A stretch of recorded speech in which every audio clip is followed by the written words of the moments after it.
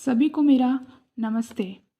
आज अपने प्रश्नावली 6.1 करेंगे, जिसमें प्रश्न पहला है, निम्नलिखित में से कौन सी संख्याएं पूर्ण घन नहीं हैं। तो पहले तो हमें पता होना चाहिए पूर्ण घन संख्याएं कौन सी होती हैं।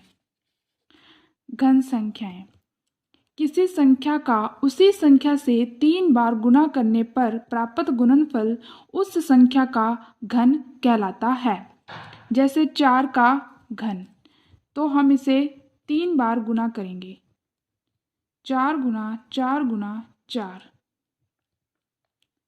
तो इसका घन क्या होगा? 4 को गुणा किया 4 से 16, 16 को 4 से गुणा किया 64, तो 4 का घन कितना होगा? 64। किसी भी संख्या को 3 बार गुणा करने पर प्राप्त गुणनफल उस संख्या का घन कहलाता है। 216 को अभाज्य संख्याएं से हम भाग देंगे। 2, 3, 5, 7, 11, 12। 216 को पहले हम 2 से भाग देंगे तो कितना आएगा? 108। फिर 2 से देंगे तो 5, 4, फिर 2 से देंगे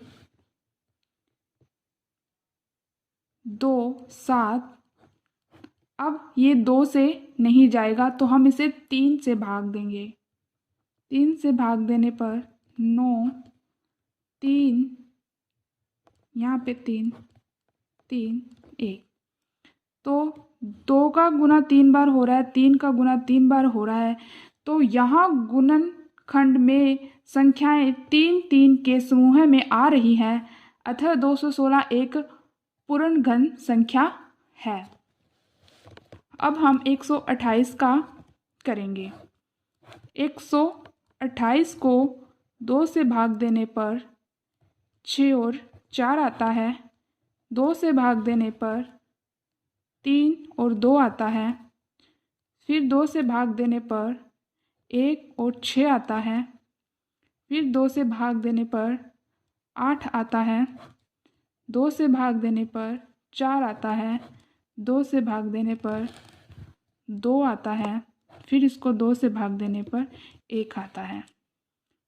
2 को 3 बार गुना किया, 2 को 3 बार गुना किया, ये एक संख्या रह गई। यहाँ गुणनखंड करने पर संख्याओं के 3 3 के समूह नहीं बन रहे हैं, अतः 128 पूर्ण घन नहीं है। 3 3 के समूह बनने चाहिए। अगर हमारे 3 3 के समूह नहीं बनेंगे तो वह पूर्ण घन नहीं होगा। तीसरी संख्या है 1000। 1000 का पूर्ण घन बताना है, तो 2 से भाग देने पर 5, 0, 0।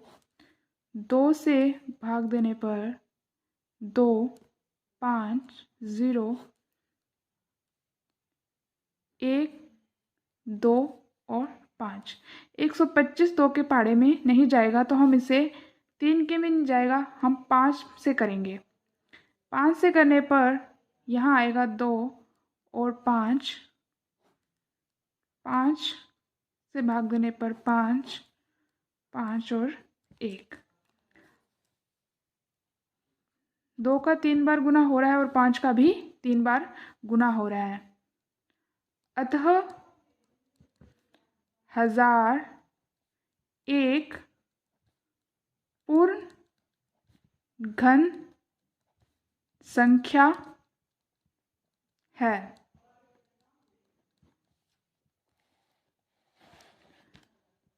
फोर्थ हमें बताना है 100 एक पूर्ण घन संख्या है या नहीं।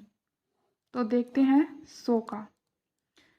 ये करेंगे 2 के पहाड़े में तो आएगा 5, 0।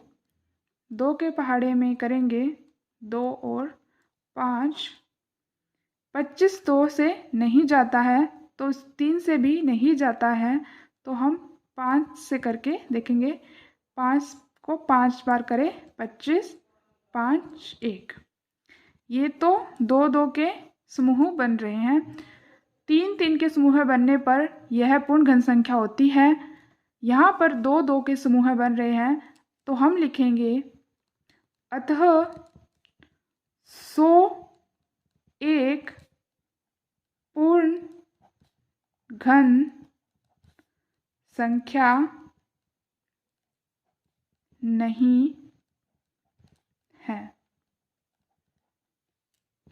Thank you students. अगर आपको मेरी यह वीडियो अच्छी लगी हो तो प्लीज़ लाइक, सब्सक्राइब और शेयर ज़रूर करिएगा।